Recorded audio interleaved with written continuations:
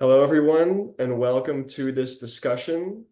My name's Nathan. I'm here with my good friend Andrea, and we want to make this video because both of us have been meditating for quite a while now. And as neurodivergent adults, it's been quite transformational for both of us. And I'm sure there's a lot of people out there who are curious about meditation, especially being neurodivergent and how it's what it's like, in the neurodivergent experience. So this video will give you a lot of insights. Um, yeah, I just want to let Andrea introduce herself a little bit, including, what her journey with meditation's been like so far. Thank you, Nathan. um, hello all. I'm calling myself a meditative autistic. Um, I'm actually like the whole gambit of neurodivergent, but this is primarily focusing on the benefits of meditation for autism and ADHD, but especially autism because that's where I've noticed the biggest changes. My background, I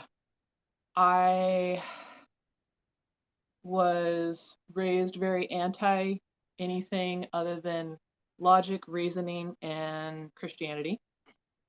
And so I got into doing meditation because I wanted some peace in my mind. I was going through a very chaotic, disruptive to my entire life and being relationship and breakup. And I just needed some peace just to like calm down and stop being so stressed constantly.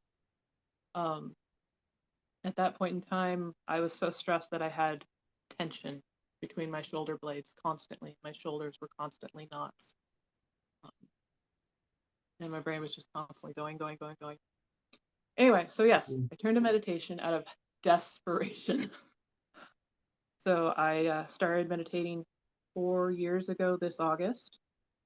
And I think within about a month, I was able to maintain peace within my mind for about 5 to 10 minutes at a time, max. and but it started me on a path of starting to get glimpses of my actual true uh, being and who I was. One of the things I discovered is that as an autistic, part of the reason why we're so anxiety filled is because we are picking up on so much information all at once. So much is coming into us on multiple different levels, and it's overwhelming. But through meditation, I've learned how to regulate and tune into my body and my mind and everything and just create like my own inner peace. And now I can feel when my body is responding in a way. And instead of me going, oh, something scary, I'm like, okay, what is my body trying to tell me? Where is this feeling familiar? When have I experienced this before? Thinking back in my memory, because I've like processed tons of experiences um, while at peace. And I'm able to identify what's going on and stop, think, and figure out how to respond in a way that's much healthier than anything I ever could have before. And it's just it's completely changed my life. And it is it has allowed me to no longer be controlled by my autism, but allowed me to use my autism as its superpower and as a strength and a gift rather than a detriment or a weakness or a disability, you know? And I'm so grateful for that. And so I wanted to try to create a channel where I could at least talk to people about it because I have searched all over the place trying to find other people on the spectrum who do meditation on the regular. And you, Nathan, are the first and only person I've found. You have found some people since we met, but yeah, not me. And it's like it's so rare. And you've shared with me how much of a gift and blessing it's been for you. And so, yeah, maybe you'd like to share your side now? Yeah, no, I totally resonate with so much of what you're saying. And really, it does kind of, it really just only enhances the neurodivergent experience. I think in the modern day, there's so much that kind of disconnects people from their bodies and disconnects people from the present moment.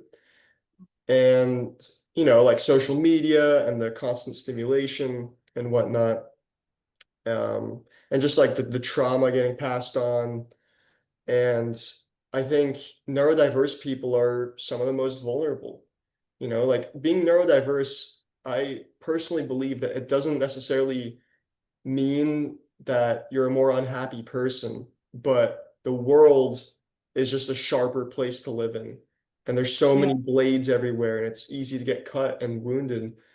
And yeah, so meditation really is the way to like reclaim your power and reclaim like your focus, your connection to your body, and just like what matters, like where attention goes, energy flows.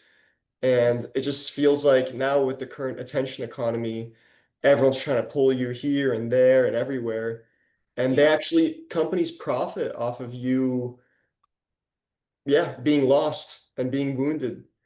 And yeah. so this is why, yeah, I totally resonate with a lot of what you said, in Yeah. that meditation really is to the best interest of everyone, but to the Hmm. neurodiverse person especially, it's like it's the medicine.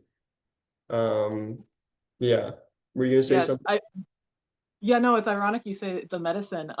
So 4 years ago when I started meditating, I was on 7 different prescription medications. 7. Now I take my slow release ADHD med if I remember. That's it. That's it. One. And that's like as needed. That's it. I got rid of 7. And I didn't even have to change what I ate too much or my exercise level. It was all meditation. And it's been crazy. It's been a ride. Hmm. And what you said about by, reclaiming their power, it's also discovering that they have power. That that we have power. Yes, within us. Hmm. Yeah. Yeah, it's such an interesting time to be having this conversation because, in the modern day, it's 2025 as we record this, there's still we're still in the early stages of figuring out psychology and neurodevelopmental disorders. Like this is a pretty new field. And even if you look back at how it was treated like 20 or 30 years ago, I mean, we look back and we're shocked. I mean, like all Yeah. these psychiatric drugs and everything. And so, yeah, to me, it's really it kind of underlines just how early we are in all this and how I think and I would expect like meditation should really become more popular and become just, one of the main avenues for mental health and wellness, especially among neurodiverse people. And another thing that's really emerging is, yeah, the neurodivergent talents and kind of just like the gifts and the just the, I guess, enjoyable aspects of being neurodivergent. I mean, I'm sure you can agree, like being neurodivergent is awesome in a lot of ways. And Yeah. yeah, Once I and learned how to use it. sorry. Once I learned how to use it. Yeah, yeah. And so, yeah, no, exactly. So once you learn how to use it, and there's nothing about meditation that actually, I guess, turns down your neurodiversity or anything. No. It really just allows your uniqueness and kind of like Yeah. your essence to be amplified because you can just choose what you focus on, Hmm. and it's what's most comfortable to you. So, Hmm. yeah, in a way, it's like it returns you home Hmm. Yeah. almost. And it's allowed me personally to really dial up my authenticity because as I care less what other people think and as I stop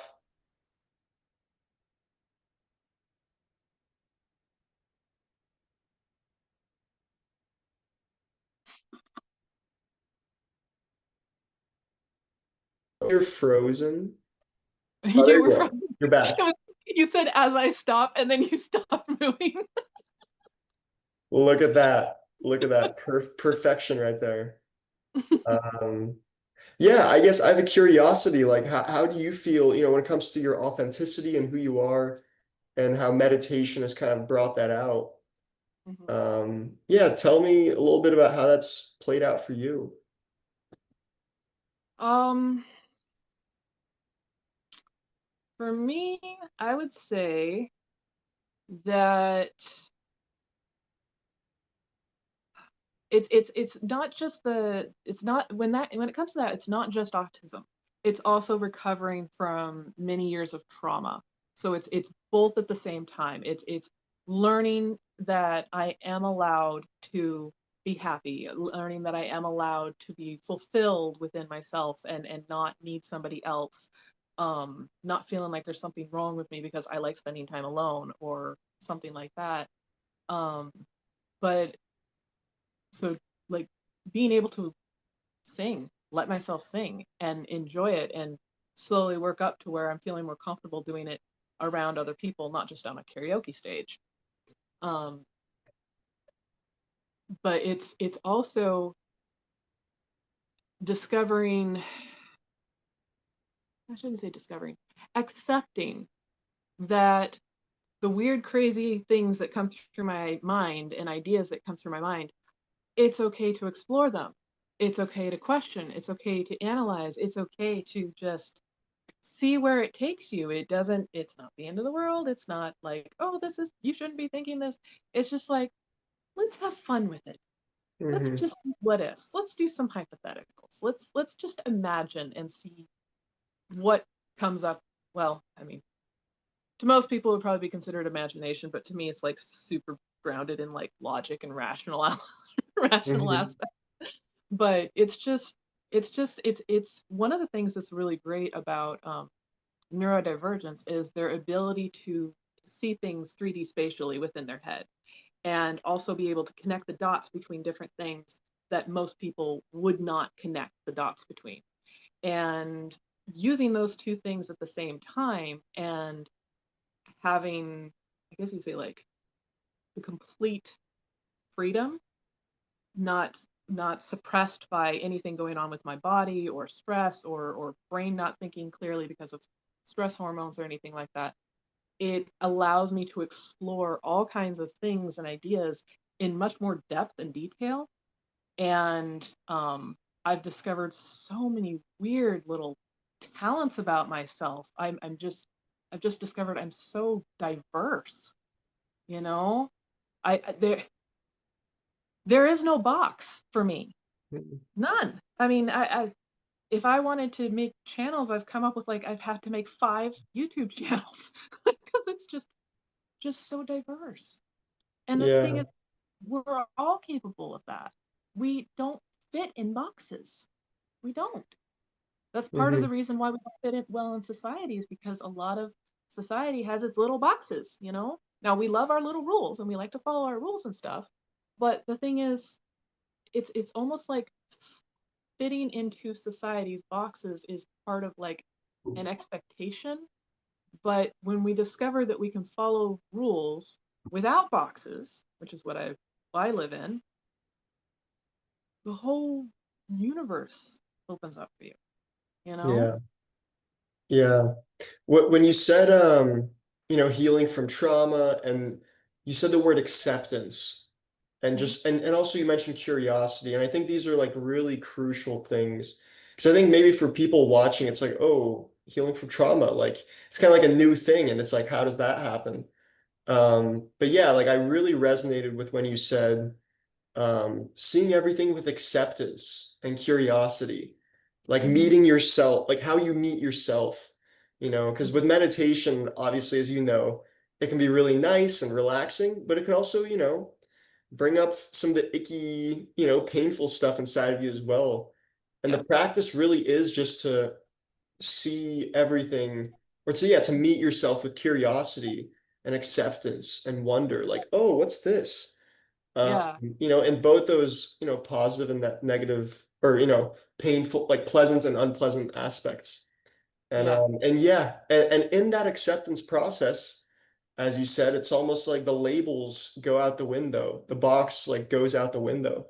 Because like Yeah. once you take the labels and the box away, your preconceptions of yourself, once you're able to really zoom out from that, you realize that you're a pretty boundless, multifaceted being, like you Yeah. said. And this kind of ties into, what a lot of Eastern philosophy also alludes to, which is a whole nother, topic that's Yes. fascinating. Yes. But yeah, like I think healing from trauma and really expanding who you are. I Hmm. mean, it makes me just excited talking about it. It's just like a beautiful thing and probably the biggest gift the meditation has brought me. And and yeah, like in my own journey too, like so much transformation. I mean, like I'm a huge fan of the self-development world in the Hmm. West, Hmm. of like learning new things, adding new tools to your toolbox. But I Yeah. think really what meditation's about is just letting go and just Hmm. exploring and just almost Hmm. like, yeah, seeing what's already there. And it's Yeah. amazing, as Yeah. a neurodiverse person. So Yeah. yeah. I would add that when you go through that process, you learn how to see yourself without judgment, and you start to realize that the limitations that you felt upon yourself are not yours. They are someone else's limitations that they imposed upon you and made you feel like you're supposed to have those as well. Either you felt that way or they made you feel that way by being like stronger, more powerful, or intimidating, or someone you revered, but not necessarily somebody you should. Um, and when you can then remove these limitations that are everybody else's limitations, they're not yours, suddenly you realize, like, what are my limits? Because I'm stepping beyond each of these things that they said I couldn't do. What are they? And Hmm. it is so much fun when you get to the point of being willing to test and find out, and finding out you're able to do things that you never conceived that you'd ever be able to do, and it Hmm. comes relatively naturally. And I mean, it doesn't even have to be something big, but it depends on how suppressed you were in your life. I was very suppressed, so Hmm. to me it's like these little things, it's like wow. But um it's it's wonderful, you know Yeah. really wonderful. Yeah, I too used to be pretty suppressed. Just like my true nature, who I was, my authenticity. I didn't feel safe growing up to, yeah, really get into my weirdness, get into like and show the world like who I was. Mhm. And so yeah, like part of the self-realization process, kind of tying into what you're saying, is it's like an unlearning process. People impose their limiting beliefs onto you or project their limiting beliefs onto you. They put limitations on you. And at some point in your life, especially when you're a little kiddo and you don't know any better, like you start believing it. You're just like, I mean, maybe this is who I am because this big adult is telling me that's the case. And then meditation, I think, for me at least, has been one of the few ways, or just the most effective way of going back and rewriting that script, um, Mhm. rewriting kind of the programming in my mind around who I Yeah. am, what I am, and what I'm not. Yeah. And that's really what, that self-realization process is. In the West, we're really about self-development, adding things on, which is great. Hmm. But in the East, what's been taught for, thousands on thousands of years is self-realization, just letting go and letting it all come out. And, in those traditions, yeah, they'll describe how, an abundance of love and presence and just, all these wonderful experiences come through. But yeah, it seems like, what we agree on is that as autistics, or as neurodiverse people, it's our beautiful neurodiverse selves, our essences that can Hmm. really come through. And so, Yeah. yeah, it's just been one of the biggest blessings. And yeah, it's really unique to talk to someone about this. Yeah. Yeah. Yeah. Yeah. You definitely get a chance to blossom. And I was going to mention what you said about like programming as a child and stuff like that. Keep in mind that we're kind of like conditioned to be able to accept that mentality because we grow up realizing that there's something wrong with us, that we're different somehow. You know, not only do we realize it when we interact with people and people give us those weird expressions, but also the way people will talk to us, like, what's wrong with you? You know? And when you're conditioned from a childhood to think there's something wrong with you, well, then it's very easy if the next step is to put on those limiting things to in order to conform you, and you get yourself in that little box so you don't feel there's something wrong with you. Hmm. Yep.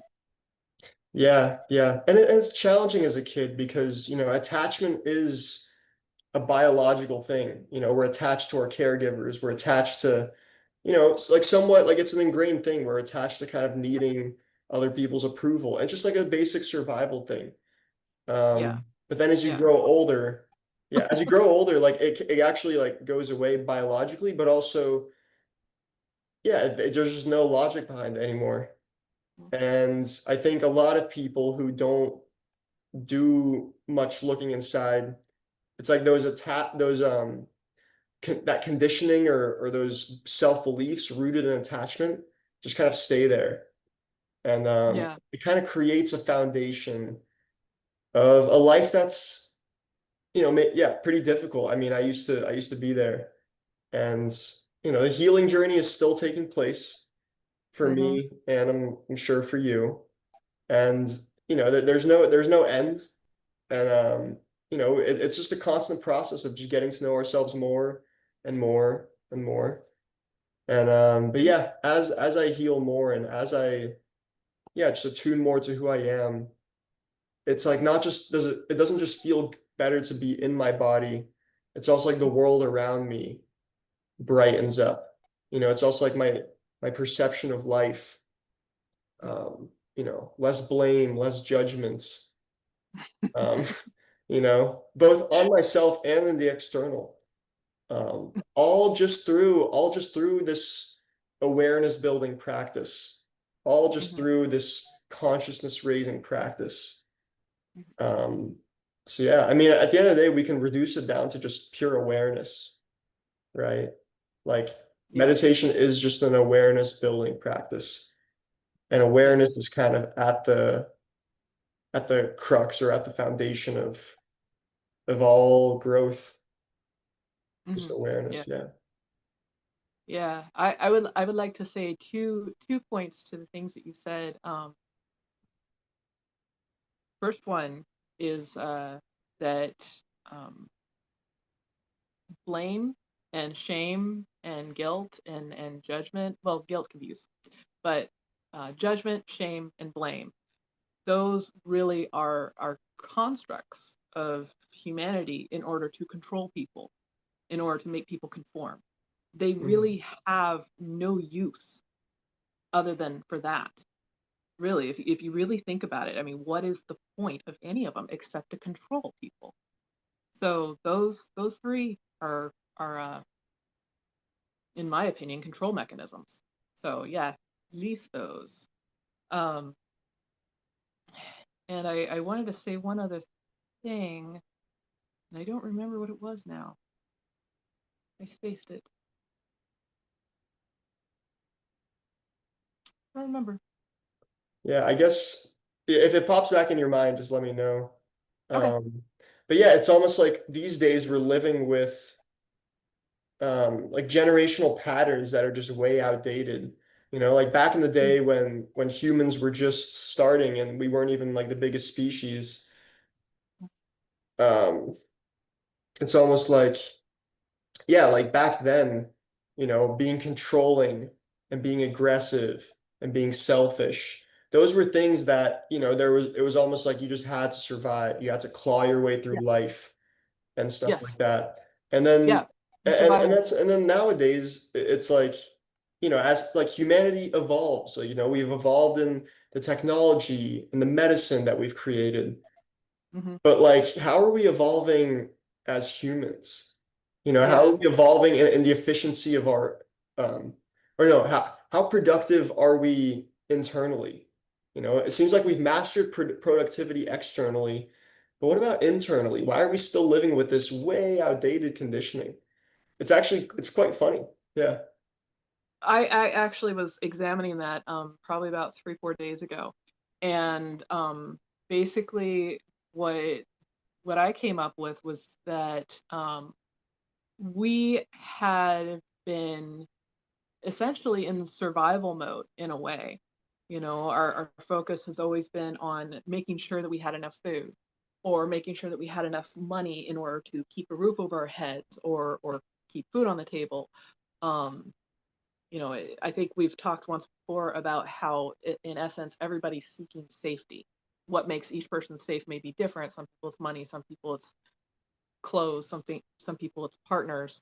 But everybody's seeking safety in their own way, and as a species, essentially, we're seeking, survival. But the thing is, we have now developed technology to the point where that, except for maybe in America here, um, isn't a constant fear or struggle, except for maybe in some of the poorer areas. But um, they have they the lower income locations in the world are much more community minded. They're looking out for each other, whereas we in the West, in the technological world, have kind of become less community minded, more distanced, more separate, um, and that re-triggers the whole survival mode. But the thing is, I think there was some study done, like, I'd say 15 years ago, that said that if we actually pulled together and worked together, that this planet could actually produce enough food for 10 billion people, you know, and that nobody would have to go hungry, or nobody would have to be starving or anything like that.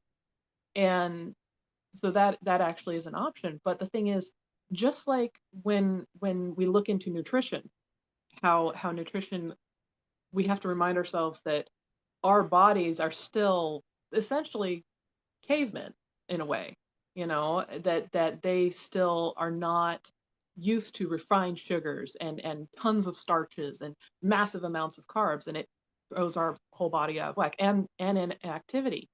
And because of that, it can throw our body out of whack when we don't take care of our body that way.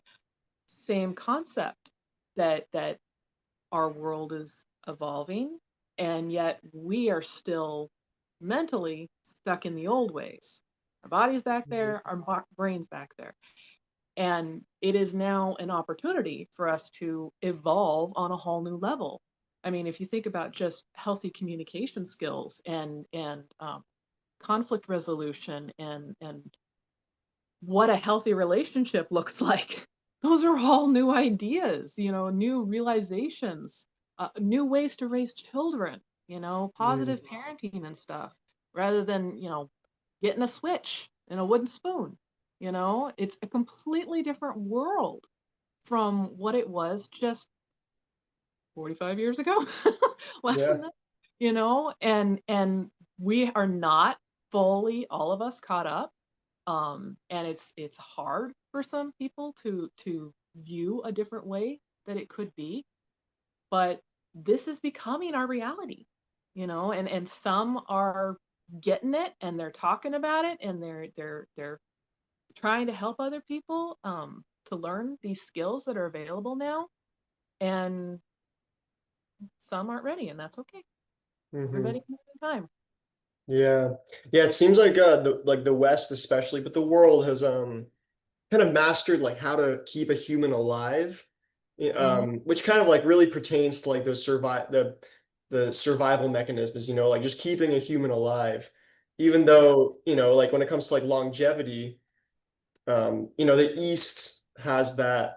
And, if you notice too, like meditation's been practiced in the East for much longer. And it's also a collectivistic culture over there Mm-hmm. as well. And I'm not trying to pick sides, West is like one is better No. than the other. Like both have their strengths. Mm-hmm. Um, but I think it's always best to just combine both. And yeah, so I think the West, yeah, like we have permission as a species to go from surviving to thriving. And I guess living in a more collectivistic culture that looks out for each other, that is interested and inclined in healing, I think would serve neurodiverse people as well. And I also want to say one thing too is like meditation, there's not like with selling medications and Western medicine and stuff, there's a lot of money in that. With meditation, it's a free practice.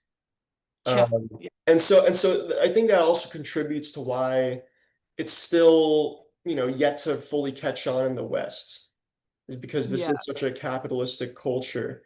And this is also why, I guess, as a neurodiverse person or as anyone, it's almost like you're taking power back Yeah. from the corporations, Mm. from the powers that be by Yeah. meditating, because you're Yeah. doing something that's free, Mm-hmm. you're doing something that's healing, and Yes.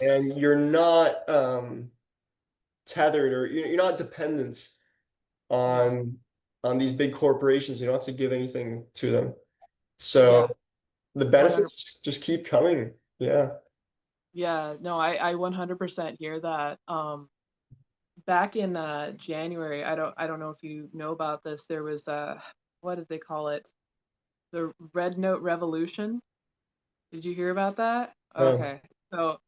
So back in January, uh there was something going on where TikTok was looking at being shut down by the government or something. And I'm sorry, I don't know the details because I don't really follow social media. It's not my thing. um, and but I heard like tons of people were going over to this app called Red Note in China. And so I was like, what the heck's going on? So I went and checked it out. And oh my God, my mind was blown. And I was just observing. I didn't talk to anybody because I was raised by boomers. I was very much raised in the Red Scare type mentality and communism evil and stuff like that. And I don't have any opinion on that, so I don't know. But what I did notice by just observing and watching and trying to figure out what the heck is different about their culture from here, um, is that what I realized is that meditation is a normal part of their life. Uh, Things like Tai Chi, normal part of their life. Um, Kung Fu, it's not like the TV show. um, but it's a normal part of their life. And there were people like posting their workout videos of things that they do, and it looks so awkward and weird and stuff like that. But it was in the West, like we wouldn't post things like that. But they were doing it just totally natural because they were actually trying to help people. And they focus on like teas being helpful. They have all kinds of remedies for like PMS and menopause and stuff. Because I mean, they like to say that they've been around for 5,000 years, which is true, but it makes total sense. I mean, their culture is so much older than the United States. We're what, about to hit 250 years, officially as a country.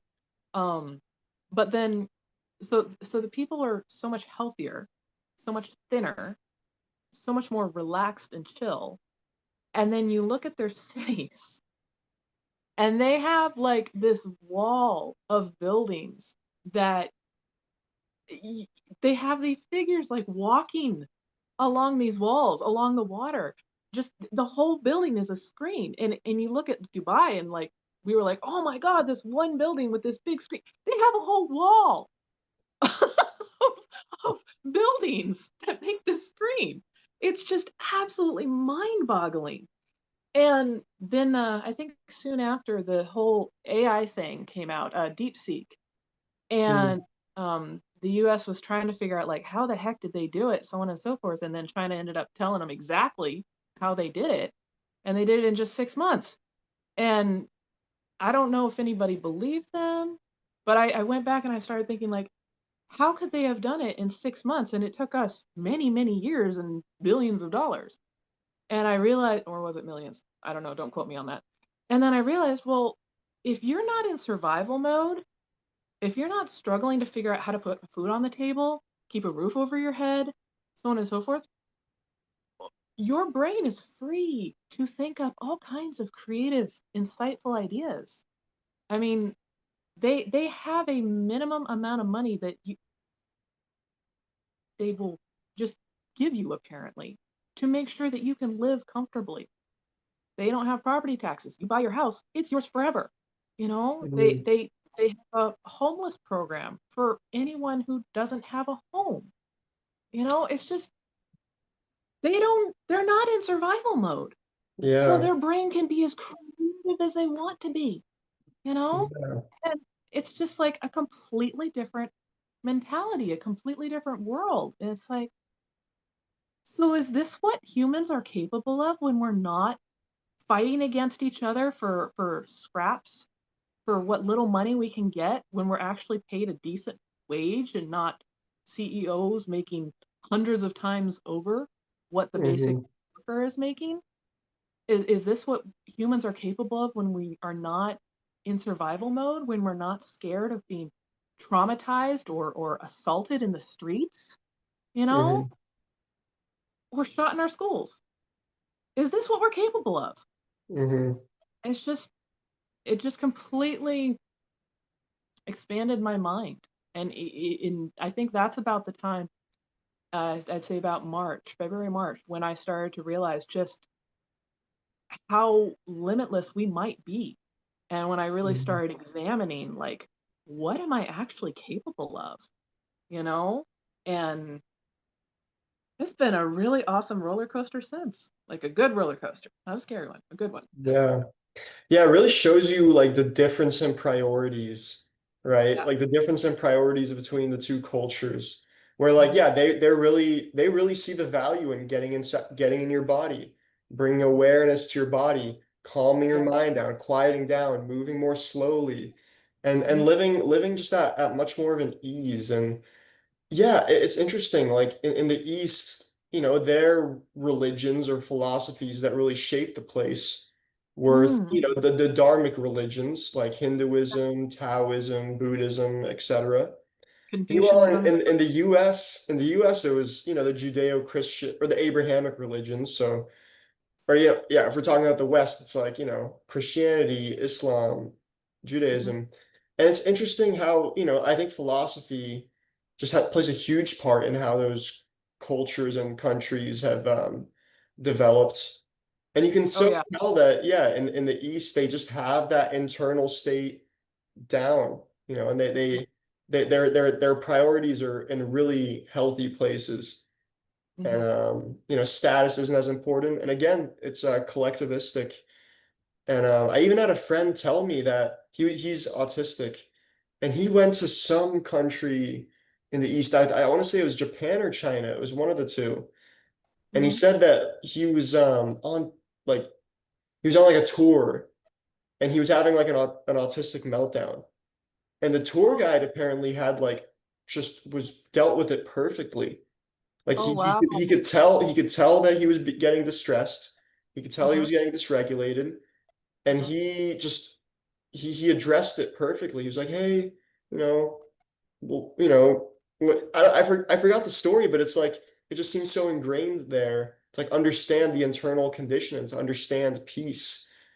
And Yeah. so yeah, I mean it's a model that would really help everyone, but neurodiverse people in particular, Mhm. since yeah, the neurotypical worlds, especially in the West, I mean where we live, Mhm. it's not the most accommodating, it's not the easiest to adjust to. And Mhm. that's why, people like us are on such meditation journeys and able to speak Mhm. on, our journeys crawling out of it. Um, Yeah. yeah. Does that bring Yeah. up anything for you? Yeah, no, I 100% hear that. I remember actually talking with some people when I finally became brave enough to talk to people.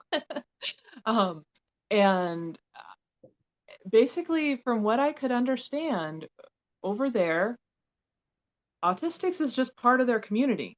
You know, it's they became aware that these people were unique because of the West, and their understanding of it is from the West, according to them. But the apparently they've lived within the community, the high functioning ones, as part of the normal community for so long, you know, and I never got around to talking to them about their intelligence testing. Like I know here in the United States, if you score like above 130, you get put into the gifted program. Um, I was one of those people that was just under that and never got to be put in the gifted program.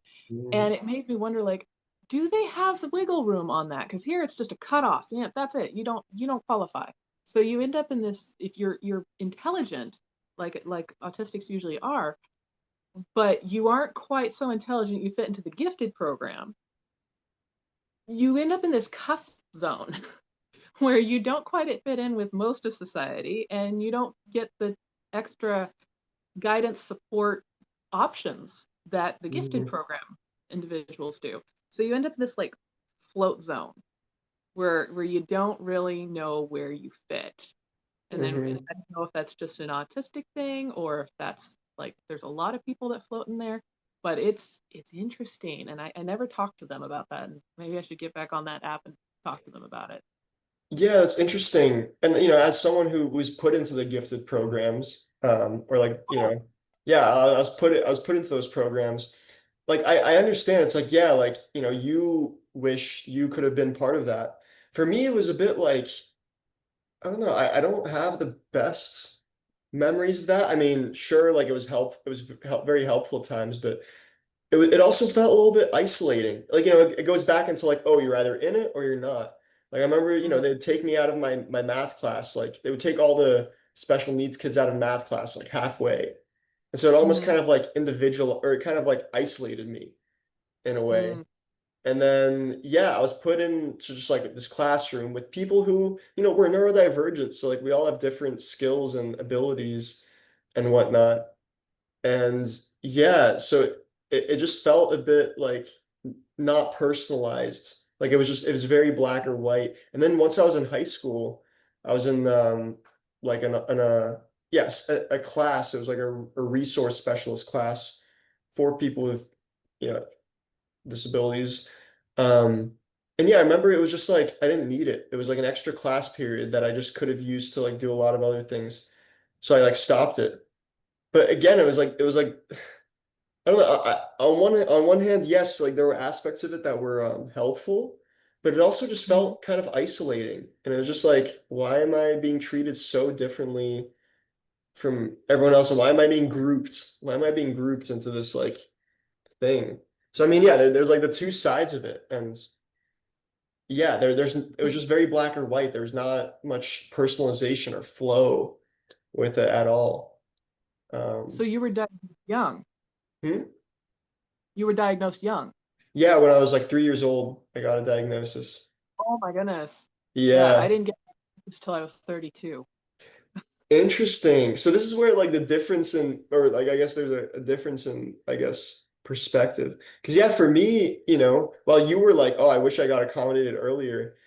For me, like it's almost like they put that label on me so early, and it was almost like Uh-huh. they were just like, oh, you go over here, and it's just like, Uh, and they and still and put you in a sorry. you were still put in a box. Yeah, still put in a box.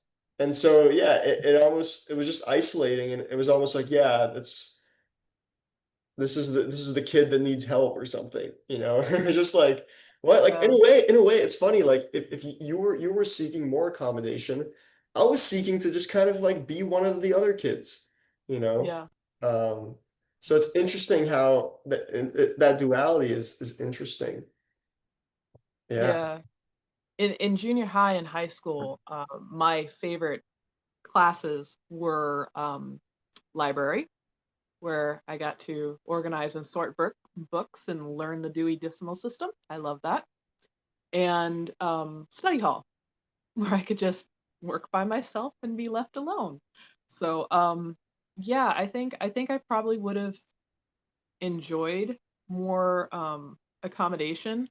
But at the same time, I I have been somebody who throughout my life, even when I had a physical injury that qualified as a disability, still have, but I haven't filed for disability. I don't want to consider myself disabled until, I don't know, till I can't kick anymore. I don't Hmm. know. Um, and I still like I get that autism is considered a disability, but I don't consider myself disabled. I mean, yes, I do struggle to work around uh, a neurotypical environment. I do. And I right now I'm in a situation where I hope I never have to go back to that. We'll see. Hmm. But I don't consider that a disability because I have so many other gifts and talents that I can use to help people in the world that it's just my gifts are different. I don't consider myself disabled just because I struggle to work around neurotypicals, Hmm. you know? Just Yeah. because it's difficult to understand. But the bright side about meditation is that um where I worked, they were relatively autistic aware, neurodivergent aware. And the people who were aware of the traits of neurodivergence and stuff like that, most of them couldn't really tell that I was neurodivergent, except for um, in the way that I thought, because I had trained myself from a very young age because I would always be yelled at for not looking people in the eye to always look at a person's right eye, never their left eye. Can't do their left eye, but I can look at their right eye. Mm. I can focus and just be there. But the thing is, I'm like staring at it, but my mind is elsewhere. It's just my eyes are locked there, you know. Um, but that really helped people not be able to tell that, and the fact that I had regulated my nervous system so well that I was like chill and didn't stress out and didn't have uh, overwhelming breakdowns or anything like that. I used to really bad, but it's hasn't really been a problem the last 2 years, and especially like the last 6 months, not a one, not at all, you know. So, but yeah, I think I tangented there. Mm. That's okay. Yeah, it seems like what you're saying is that everyone gets dysregulated, and with neurodiverse people, there's just, yeah, like dysregulation is so common. Hmm. But it's not like you have to go through that. Like if you do adequately take care of yourself, if you do bring awareness to what's inside of you, if you have that ability to check in on yourself, like Hmm. meditation teaches you to do, you can navigate that internal world and navigate dysregulation. Hmm. Um, and obviously, life is stressful, life is tiring. I got dysregulated earlier today, like happens to everyone. But Hmm. it's more about using or understanding this vessel that we have, understanding this body, and Yeah. being able to just use it to the best of our abilities. And yeah, as neurodiverse people, we have a different manual, right? Like our bodies are just differently wired, and Yeah. just trying to model it off of the neurotypical world, Hmm. hasn't served, I think, either of us too well in the past. And so No. meditation is almost like a way of reading your own manual. How do I Yeah. work? Yeah. Finding your own Wow. music manual. I love that. Yes. Yes. Yes. Yes. Yes. Yeah. That. Yeah. I'm Like proud of that. myself for just having just thought of that. That was a good one. It is a good one. It is a good one. Yep. Yeah. You said Meditation. You said that you got dysregulated earlier. How did you deal with it? How did you handle it? Like what processes did you experience and go through? Like try walking people through what you actually went through. Yeah, great. No, thank you for asking. And it's interesting because I also meditated like 3 hours today. I go to like a half day meditation retreat every Wednesday, which is You are so phenomenal. more committed than I am.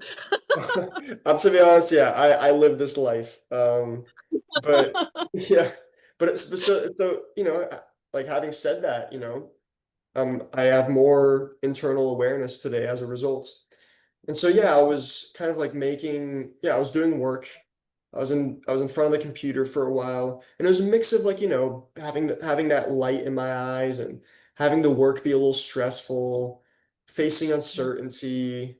And then it got, thoughts came up as well of just like, oh, what am I gonna do later? Just trying to figure things out. And so all of it just all the stimulation started becoming overwhelming. I started Mhm, feeling dysregulated inside. I started feeling that stress building up. mhm, Um, but I was tuned into it the whole time.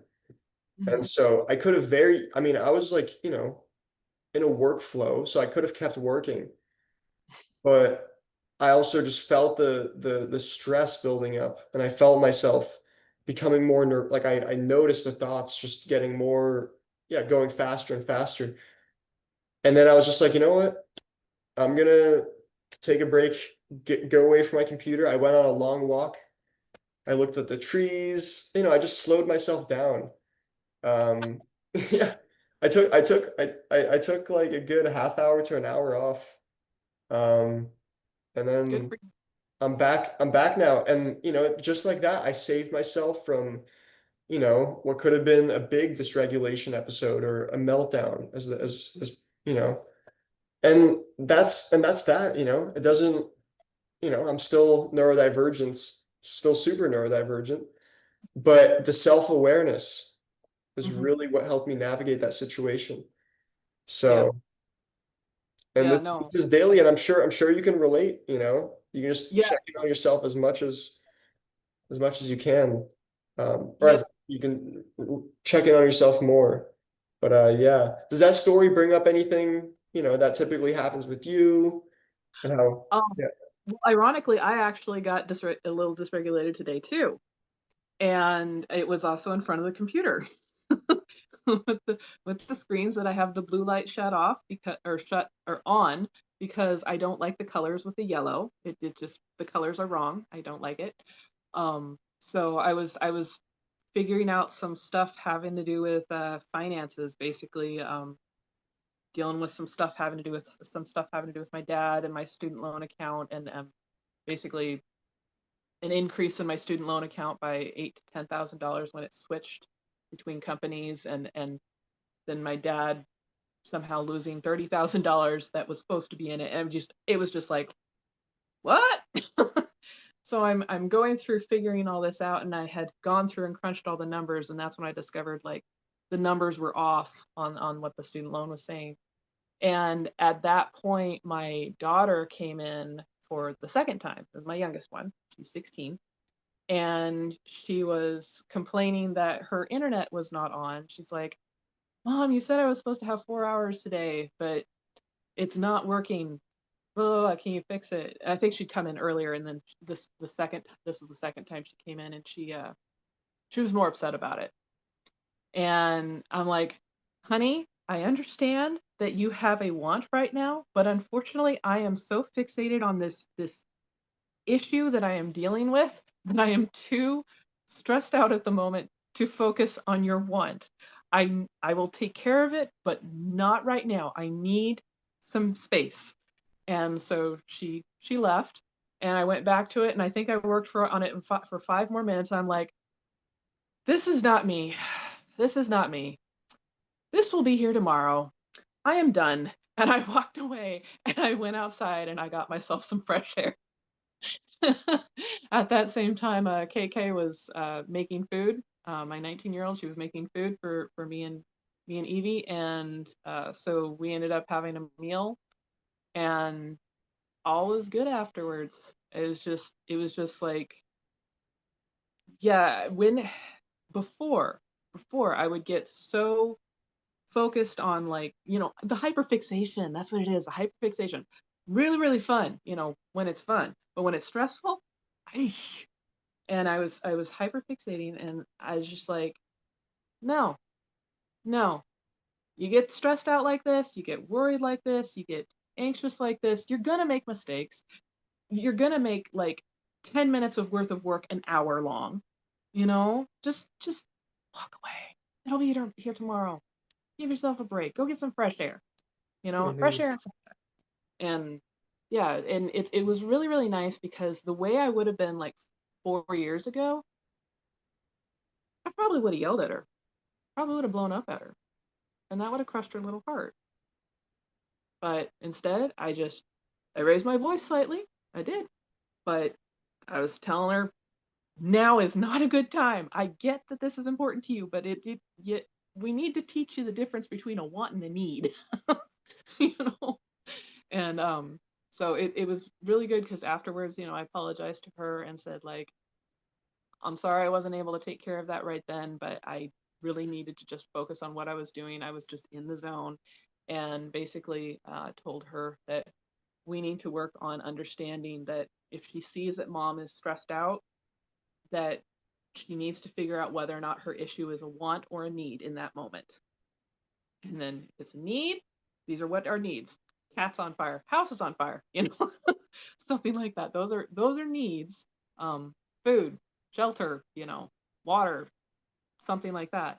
But the rest of it, it's wants. And if you see mommy stressed out, gotta understand that mommy's stressed out in that moment. And it Hmm. and it it's really good because it helps her, who's also on the spectrum, understand to observe the situation when she walks into a room and not just immediately blurt out whatever's on her mind that can also cause someone who's also on the spectrum to dysregulate. So being able to just teach her to take a moment and pause and be observant of the moment, what's going on, helps everybody be able to stay calmer and stuff like that. So it's really nice being able to learn these skills, teach myself these skills, read up on some skills, and then be able to teach them to my children as well to make their Hmm. lives better so that they don't struggle like I did. Yeah, and much respect to you. You have family members to take care of, and you have, yeah, like your situation was, particularly stressful, and you dealt with it with so much grace. And yeah, like that past version of you could have never, so Oh it's very, yeah, it's very no. interesting.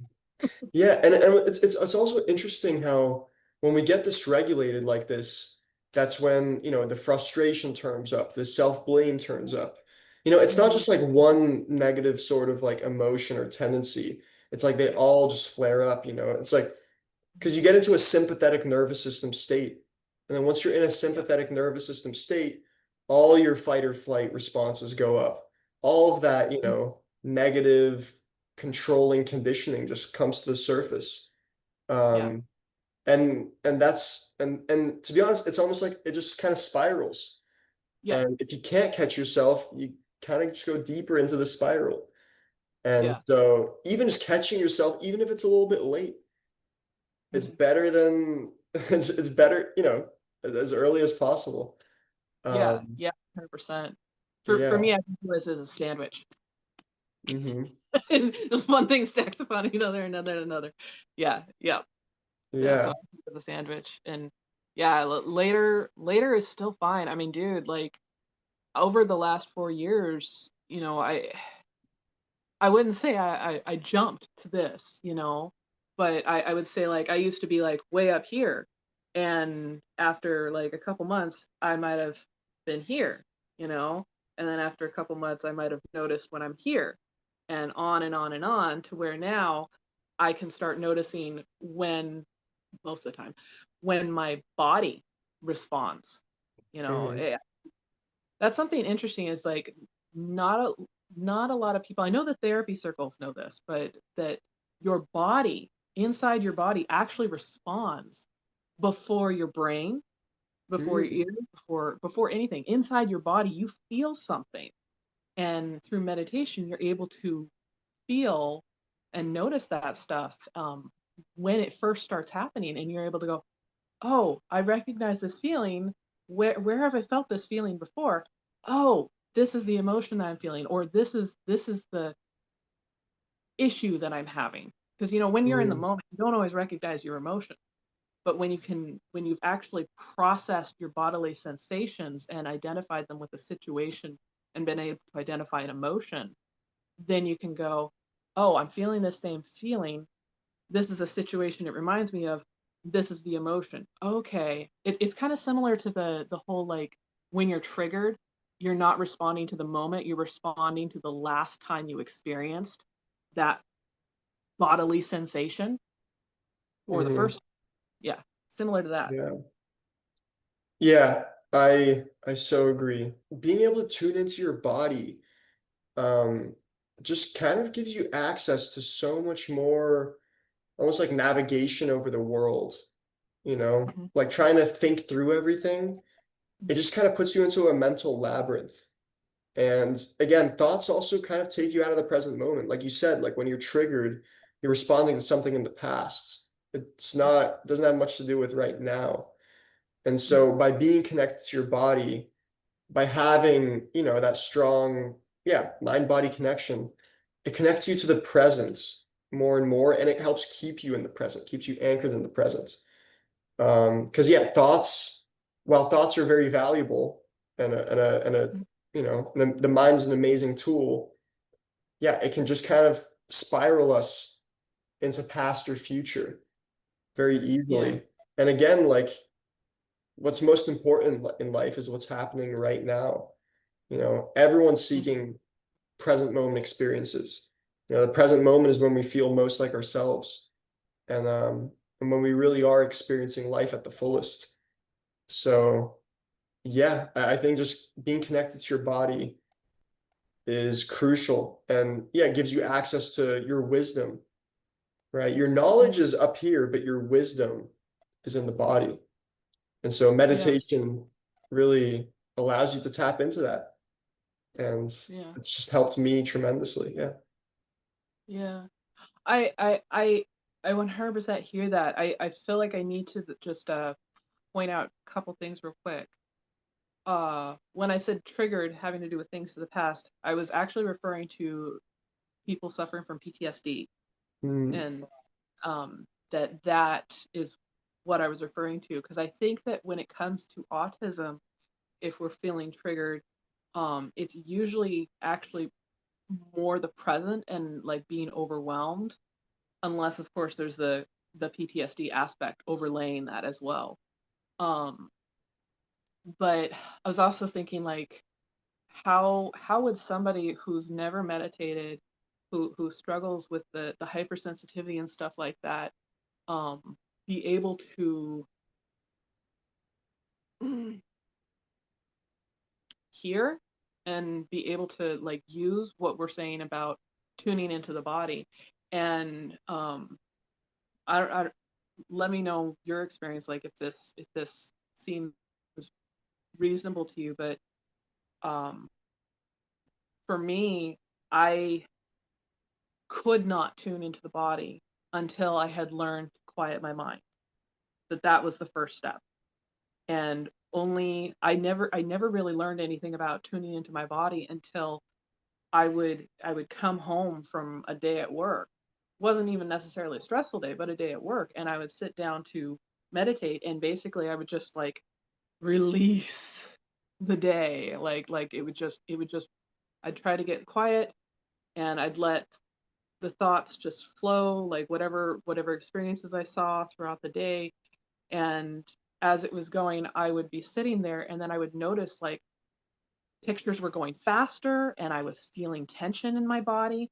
And I learned how to just pause and go, okay, wait. I'm feeling something inside my body. What am I feeling? And like go into that spot in the body where there was that tension or that tightness, and just like, what is this? What's going on here? And let it show me what it was connected to. Yeah, usually it was connected to something in the past. Um, but just trying to tell somebody who's never meditated before, oh, you got to get in tune with your body, you know, when they struggle with so much hypersensitivity and stuff like that. I mean, yeah, that's like telling them to ride a bike when they've never even sat on a tricycle. You Yeah, know? 100%. Yeah, Yeah. so it's like it's a step thing, it's a step ladder. I mean, Mhm. that is the end goal, and that is the benefit, but I mean, I got to that after, like, 3 years, 2, 3 years, you know? Mhm. Um, does saying that to somebody who's never meditated, I mean, that's like a completely foreign language. So, Yeah, yeah, totally. And I'm really glad you brought this up because yeah, it is something you build up to. It is a practice. I mean, meditation's not easy.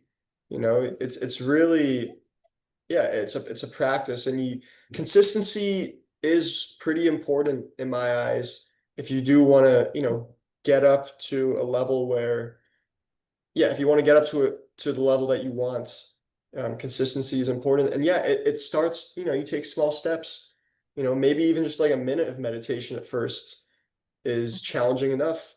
And that's okay. Like, yeah, I think a lot of people give up on meditation because, they start meditating and they're like, oh my goodness, my mind is, moving so fast and it feels so uncomfortable. And yeah, I guess this isn't for me. yeah, But no, it's super important to note that yeah, you start very small, start where you are, meet yourself where you're at. And yeah, I remember back in the day, yeah, mind body connection. I didn't know much about it. And I remember I mhm, did like like a couple of yoga classes.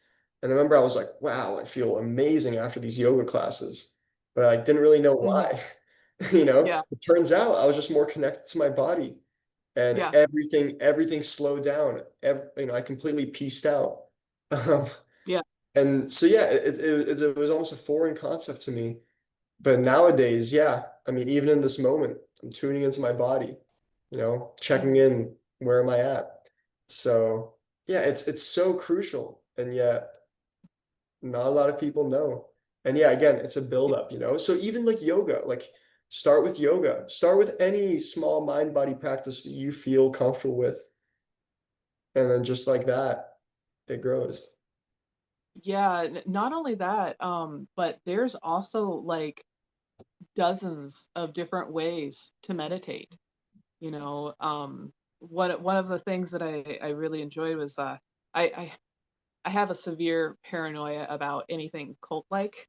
I wouldn't say severe, but Mhm. I avoid anything that where there's people telling me how to think or what to believe and stuff like that. I avoid that due to past experiences. And so I did this journey without a guide, without a guru, without, you know, anything, because I didn't want anybody telling me what I should experience, what I should do, so on and so forth. Because then I felt like I would be thinking about whether or not I was doing it right when my goal initially was just to get some peace in my mind. And, the goal evolved from there. And, um, and, I think I had done 2 years.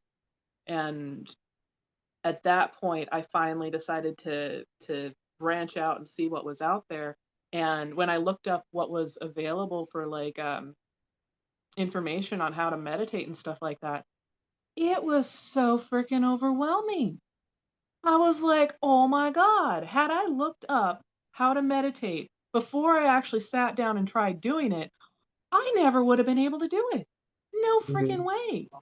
And I started thinking like, "Dude, so I know that there's a lot of neurotypical people who can do it, but there's not a lot of autistic people who do it. So what is it about these systems that's not working for us?" And I ended up coming up with this like over time, this list of like 9 things to remember. Not like all the time, but just basic little guides and ideas about meditation. And I remember the first one was there is no wrong way to meditate. There's a wrong way for you, but there is no wrong way to meditate. And one of the things I loved about when I actually looked up about different types of meditation was I ran into this woman named Dr. Beverly Lawrence. And she had this free course because she's very passionate about helping people learn how to meditate, called Om for Success, OM for Success, all together.com or .org. I think it's .com. Um, and it's a free course, pre-recorded, but I got to take it while she was doing the recordings and stuff. And it's just 30 days, and she introduced me to so many different ways to meditate that I never even conceived of. And I learned so many different ideas about like frequencies, music frequencies, and how it can affect you and stuff, and things that I never knew because I didn't have a guide, you know. And it was really, really informative and really, really enlightening. And one of the ones, you know, just what you talk about, any mind body movement, yoga can be quite intense for people. But one of the simplest ones is just mindful walking. And it's just where, you know, preferably do it in a safe place, but basically where you're just walking and you're paying attention to your leg movements and how it feels and how the ground feels when you put your foot down, and you just see what you can notice, you know, just seeing what all comes in. Kind of like the same concept of when you're in a stressed out moment and you look around and name things in the room. Same type of concept, but Mhm. you're doing it with your body. What you can notice, what you hear, even what you smell, what you see. Well, preferably not what you see, but you know, just trying to focus on the internals. And that's a really easy one for people to do. And but the thing is, when I tell people about it, I've told a couple people, especially people that like struggle with physical health ailments. And she Dr. Beverly is really interesting because she used to be in Silicon Valley, California, like really high up and really, really well known, and you know, a big wig in that group. And it was making her sick. And she ended up she talks about all this, so this isn't like secret or anything. She ended up being told by her doctor multiple times that you need to start to meditate, you need to slow down. And eventually yeah, she had a near death experience where she finally decided to slow down. And now she now she teaches the benefits of meditation for free, you know, and tries to get as many people to take the course and stuff like that. And that's one of the reasons why I really admire her, is because that's the same mentality that I have. Is just like, how can we help people realize that this can help heal? And but Mhm. my point was, talk to people about just walking, you know, just mindful walking. So much resistance, so much like, oh wow, that would take some practice. I'm like, you just do it for 5 steps, you know, see how it goes. Take a little break, do it for 5 more steps, just see how it goes. It's the goal is not to do it for an entire walk right off the bat. The goal is just to have the experience, you know. And just like with silent meditation, it's just to notice the silent moments between the thoughts, and those Mhm. silent moments slowly get longer and longer and longer. Yeah. It's just a matter of trying. You don't have to be perfect, you don't have to get it right the first time, you don't have to get it right the 100th time, but each time you do it, not only does it become easier, a little bit easier, but you feel a little bit better each time, until you hit that wall, that wall that, you know, the wall I'm talking about. Yeah, Um, yeah, that's where it kind of stops. But that's a whole nother discussion. mm, But just for experiencing that, it's not as hard. Meditating is not hard. It's the stuff past the wall that's hard. But if yeah, your goal is just to get some peace, there you go. You know, truly. it's not hard. Yeah, and you touched on something important too, which is, yeah, like when you get into meditation, there's so many different teachers, there's so many different techniques. Hmm. Like, and it's all like, kind of yeah, you don't really know how to fit into it as a Overwhelming. neurodiverse person. And yeah, as a woman. Yep. Yep. So yeah, it's interesting. And yeah, so it's good to be aware that there's just so much out there. And Hmm. so I guess to kind of start closing out this conversation, because I do need to go and eat Yep. dinner and everything. But I want to talk about, to all the neurodiverse people watching, what would you recommend for just starting with meditation? Like what should they expect? Where should they go? Anything like I guess any parting sort of advice. First thing, never have any expectations. Never. Have an intention. You intend to sit and attempt to meditate and be open to whatever happens for 5 minutes. That's it. That is the whole thing. It doesn't matter what happens. There is no right or wrong. Just 5 minutes and be open to whatever happens and know that each experience is going to be different. And the whole point is just to focus on something. When I started out, I would use chanting recordings, because especially for ADHD, they are the go-to if you have ADHD um, or ADD. And some people, they like to chant along. I don't. I don't like the sound of my own chanting. I have progressed to like 4 years now where I actually kind of like doing it a little bit, but I don't do chanting that often. Um, but just listening to it and listening to the sound of the words, listening to the space between each time they say the word, listening to the inflections, how it changes, just noticing those things. That is meditating. That is the basics of meditating, where you're completely focused on the moment and how it moves and flows and changes and just whatever happens. That is meditating.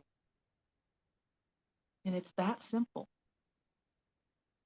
And Hmm. that's just how it starts, Yeah. you know? And just Lovely. that little, that little 5 minutes a day. It's especially with the chaos going on in the world, if you're a part of it or aware of it, just having that 5 minutes a day of just peace. The world will still be there in 5 minutes. Your kids will still be there in 5 minutes. The laundry will still be there in 5 minutes. But just gift yourself those 5 minutes just to be Hmm. in. Yeah. Truly, so beautifully said. And yeah, if I were to answer this question as well, I would say, yeah, it really is like meditation in essence. There's so many different techniques, but in essence, all you really need to do is just, I guess you can, okay, I was gonna say close your eyes, but you can even open your eyes and do Mm-hmm. it. Yep. But I guess to keep it simple, like close your eyes and just watch, just notice. That's all. Like come back to just noticing. I'm noticing this. I'm noticing that. Mm-hmm. Um, and if it gets really prickly and difficult, just practice accepting it. I'm noticing this and I'm accepting it. And Mm-hmm. yeah, you're building a muscle. And at least for me, like it was very difficult at the beginning. It's very humbling and it's not like always easy. There's some people they get into it and it's like bliss or it's just like they relax and but for me personally, a lot of meditations are just genuinely challenging. Mm-hmm. But the most challenging meditations you sit through, at least for me, you might relate, are just the most beneficial ones. Because Mm-hmm. that's where you actually clear out, the most tension. So yeah, just it's all about noticing. And I really love the app Insight Timer. Mm-hmm. I downloaded it way at the beginning of my meditation journey. It's pretty much just an app that has like a good meditation timer and like a huge database of guided meditations. Mm-hmm. Just like download that app I recommend this. Download that app, do the basic, do some basic meditation and just let yourself get curious, like explore this whole world, kind of go to what feels right. There's so many different modalities for getting in your body and getting present. So yeah, just bring interest and curiosity to it, and it unfolds the way it needs to. And it unfolds in a way that, will work for you. So that's what I would recommend.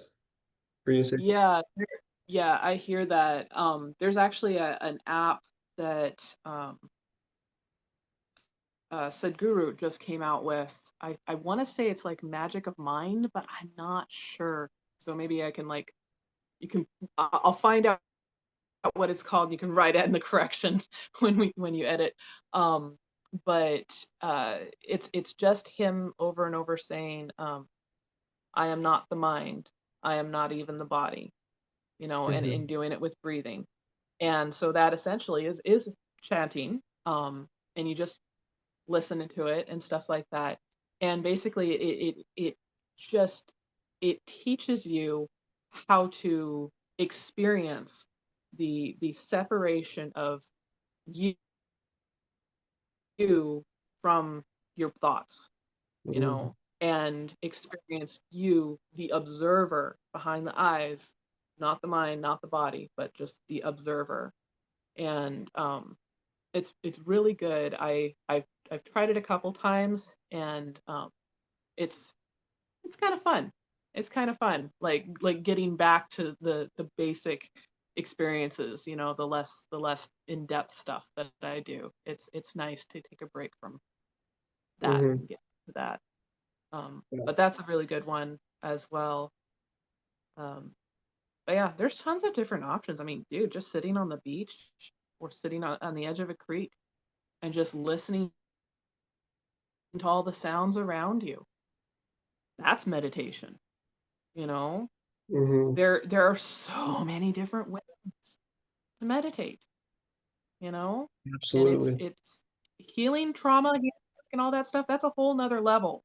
But just starting with the basics of meditation, it's a lot simpler. I mean, people might even realize from this video that they're actually doing it. They're already doing it in their everyday lives. Hmm. Um, oh, one last thing I would say, what you were saying about um, noticing the thoughts that just flow past your mind. Um, I remember I gave advice on that about when your mind, especially if you have a toxic mind that likes to say negative things to you, um, basically noticing that it's just words. Like it's something in your mind is trying to elicit a negative response from you, trying to upset you. And just allowing yourself to disconnect from it because it's just words. They don't have to mean anything. I Hmm. mean, it's your mind saying it. So just notice it and just it's not it's not yours. It's not a part of you. Just something mean is trying to talk to you. Eventually you'll realize what that mean voice is from, where it's coming from, but just start that teaches you how to disassociate from things that could be traumatic or upsetting you. It's a really good skill. So even just dealing with that when you're trying to notice, it's a Hmm. skill that will be built upon later. Definitely. Yeah. And all other resources you can find in the description below. We'll make sure to help you out. And any questions any of you have, please, please, please, like comment below or get in contact with one of us, and we're more than happy to help you out. And Yep. this also probably won't be the last time we're going to be having a conversation online, because this was so sweet and fun. And yeah. I have nothing much else to say. Yeah, thank you all for tuning in. And yeah, many blessings to all of you.